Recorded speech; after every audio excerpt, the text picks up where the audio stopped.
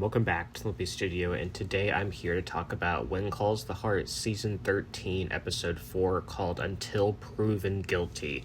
So this was another good episode. It's definitely been a really good season so far. I'm enjoying the dynamics with the Benson Hills edition and kind of tying in that with our current characters that we know and love. I think that mixture has been going pretty well. I think the fire investigation, it's definitely one of their better mysteries or whatever that they've done, or scandals, because it involves, the kids, and I think that makes it more interesting and we can kind of relate to it a bit more. Sometimes the mystery just feels so it's just not really interesting at all, because it wouldn't happen in real life, but this is something that could actually happen in real life, is two kids accidentally starting a fire. So I'm liking that overall. But basically, Cooper and Toby, they admit to Bill and Nathan that they started a fire on the day of the fire. And Nathan and Bill tell Joseph and Minnie that the boys won't face charges because they're minors, but the family could be held liable for property damages. Now, this was all interesting and all. I'm not sure how much is actually going to amount to, but I would have liked to see, maybe Minnie and Toby's mom having a conversation, because they really just focused on the Canfield side of it. But we see Toby's mom as there and present. I would have liked to see her be involved in it, or at least have some sort of reaction to the whole thing like Minnie is having. So I would have liked to see that, but I understand that the Canfields are kind of who we know more and are supposed to be intrigued with. So I understand why. It just would have been nice to see a little bit of Toby's mom and all of that. But so they're able to clear McGinty, and it turns out that he went into the woods to bury his cat, and then he went to a bar, and that's his alibi, to basically say that he didn't start the fire, and his name is Mr. Mittens. And at first I thought it was funny how Bill and Nathan were how do you expect us to believe that? And then they were I don't know why you would make up a story like that. So they believed him. I thought that was all funny. We all figured McGinty wasn't going to be behind it. It was just too obvious that he wasn't. It was kind of a funny story, I suppose. He clearly has he's still not a great guy, but he's kind of misunderstood clearly. Again, we don't know a whole lot about him, but I think it kind of wraps up his character in a good enough way. I don't think we'll be seeing more of him, so I was kind of fine with the way that all concluded. I mostly enjoyed Nathan and Bill's reaction to the whole thing. That was pretty funny. And then we get this town hall where the Benson Hills, they're outraged to learn that the suspects are the kids in Hope Valley. And Elizabeth defends them and saying that we welcomed you with open arms, so we would like if you showed us a little bit of grace as we dealt with all of it. And if all of this was just because of that two kids made a mistake, is it really all that bad? And then, of course, Elizabeth is able to get through with them, and they realize that, no, maybe we're over-exaggerating a little bit. And, it was an interesting scene, and it really reminded me of the earlier seasons, because let's not forget, there was a lot of tension earlier on in a lot of these meetings, and people upset and everything, in those first few seasons. It really much reminded me of that. And it just goes to show you that this community, or this area, is not as picture perfect as they've made it out to be these past few seasons. There's actual issues, and people have feelings and reactions and all of that. So I really like that town hall scene. It would have been maybe nice to see someone other than Elizabeth be the one to break through. It always feels like it's her, but whatever, it's not that big of a deal. So Lucas announces that he is running for re-election, and he promises a 1-year rebuild of Benson Hills, and he admits that this will probably require a tax increase, and he's open and honest about it. And Edie seems to be impressed that he's open and honest about it. So this will be interesting, because she was kind of upset at him for not attending the meeting and letting business get in the way, which is understandable because he did make a commitment to be there. But now it looks like he's starting to redeem himself in her eyes. This is it's a bit of a challenge with Edie. Edie's more challenging. She's way more upfront about what she wants than Elizabeth was. And so Lucas can't just play the nice, sweet flowers dinner guy. He just can't with Edie. Edie can see right through it, and he just knows he has to work a little bit harder for her, and he's going to keep having to. This isn't going to just suddenly change Edie's mind. I mean, it might impress her a little bit, but there's a long way to go with them. I'm really curious what's going to turn out with them. I'm also hoping that we get to see another governor election. We actually get to see Lucas face an opponent for like a significant period of time. Because remember, the first election at the end of season 10, he jumped into the race like last minute and like an episode before. And I get that it was to create all this drama and everything, but there wasn't much stakes to the election, and then he won. So I would like if he faced like an actual challenge or something. So I'm curious whether we'll get that I guess we'll get that this season, and that'll be a big part too, and how Edie ties into all of that. So I'm curious about that for sure. And then, so Lee decides to expand the lumber company into a construction company, to basically help the people from Benson Hills rebuild their homes, basically, and they're starting with McGinty. I didn't realize that McGinty was from Benson Hills. I guess he's just like in like a surrounding area. But yeah, Lee is able to forgive McGinty, and with help from Joseph, of course, gives him that advice. And Rosemary and him give him a new cat, which was a nice ending. And then, of course, that final shot of seeing like Lee, Henry, a few of the other guys starting to work on the place.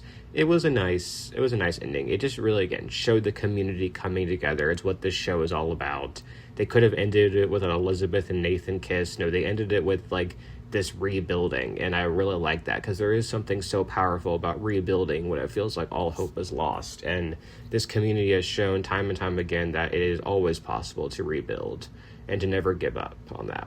So I really like that message.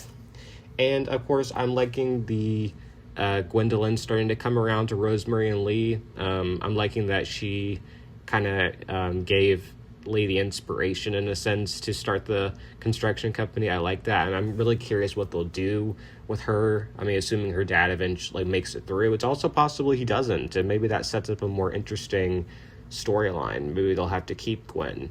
I don't know. I'm curious, though, for sure. Let's see. Okay.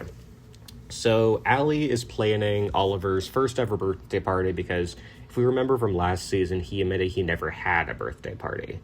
And the kids don't want to go because they just don't really feel welcome. And there's also, because apparently, because there's the rumor going around that 2 kids started the fire. So the Benton Hills, everyone is weary about that. And then the birthday party itself was fun. I enjoyed it. And, what I liked about it is that it was just literally in like a little area in the town. It wasn't in like the saloon, this big fancy thing. It just felt like a community, like everyone right there, just like a little like area, cute little area, doing the birthday party, everyone together. And then the Benton Hills people coming again.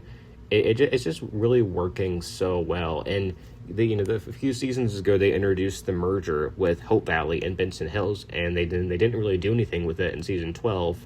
So I think they've done they came up with a great solution to tie in the Benton Hills and the Hope Valley stuff together. So I really do like that. And so Allie gives Oliver poetry. It's by Emerson. And he gives her what he was supposed to give her last year, but he didn't, because, what was his name? Wyatt came up to ask Allie to dance at her party. That's a little silver wolf necklace. Or not a necklace. It, like, goes on her shirt. But yeah. So that was really cute. I like that they brought the gift back around. I had forgotten about it. I'm not, like, a super sleuth like some parties are out there, but I like that they tied that back around, and then he put it on her shirt, and then they were kind of looked like they were maybe gonna kiss, but they didn't. And they stopped themselves. So I was kind of hoping for like an almost kiss or like a kiss, but we'll see.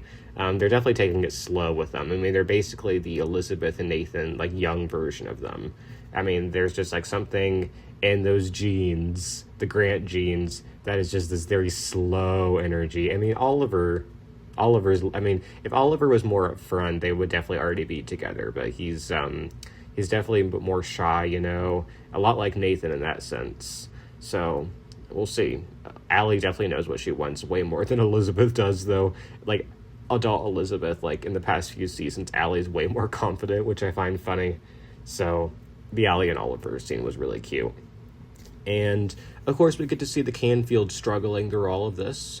Minnie has to sell more jam. That's kind of what she's doing, like a side hustle at the Mercantile. And Cooper feels like he's like a failure, and then he goes to leave, but Minnie tells him, "Oh, no, you're not, son," and says, "I love you unconditionally." And yeah, it was a really nice scene.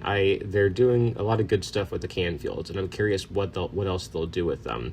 I mean, it's hard to say. I think it's going to come out to be that the kids didn't do it, personally. I'll talk about that in a second, kind of what I'm thinking here.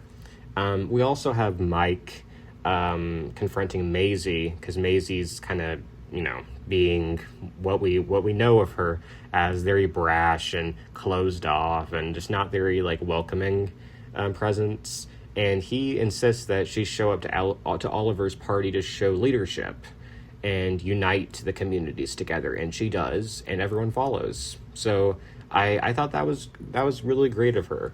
It gives Mike and May a storyline, and not just a pregnancy storyline that's pretty predictable. It gives them something else to work with. I thought it was funny when Maisie was selling their stuff, and they find their honeymoon hats, and May steals them, and they walk away with them. I thought that was pretty funny. But yeah, again, I'm really enjoying this Benson Hills and Hope Valley, community, unity, all of that going on. I think it's really great. So when I think about the fire mystery, I mean, I think it's going to turn out that it was something else other than the kids. It's possible, but I don't know. I'm thinking it's going to turn out to be another misdirect, and that the kids were not at fault, and that something else was happening. I heard a theory that Henry's son Christopher might be involved, and maybe not intentionally, but because episode 1 he's working for the electric company, perhaps something sparked and caused the fire, and Christopher is going to be at fault for it somehow. That's kind of what I think is going to happen. We'll see. I mean, I don't want Christopher to be a bad guy, because we know he's had a shady past, and Henry's had a shady past. And but maybe this will be a good arc for Henry, is helping to defend his son when he looks, when he's looks to be blamed by the whole community. I mean, it'll be a good arc for him. So I don't know. I think it could turn out that maybe he was involved, but maybe not intentionally. That's kind of what I hope. I hope he's not a bad guy, but that's kind of what I'm thinking there. But overall, great episode. Again, I would say this is definitely the best season since I don't even know when. It's out of the past, probably since Jack and Abigail left, it's probably been their strongest season, with everything that they're doing. And I think because they started off with this fire, they're really going into the community aspect of it this season, where they've really struggled with that the past few. So I'm really liking what they're doing there. So I'm looking forward to next week. I mean, again, it just gives me something to look forward to Sunday nights, where there's been times with this show where it just kind of felt like a dread to watch during those love triangle years. So I'm really enjoying where this show's at right now. But comment down below, what did you think of this episode? And I'll talk to you guys soon. Bye, everyone.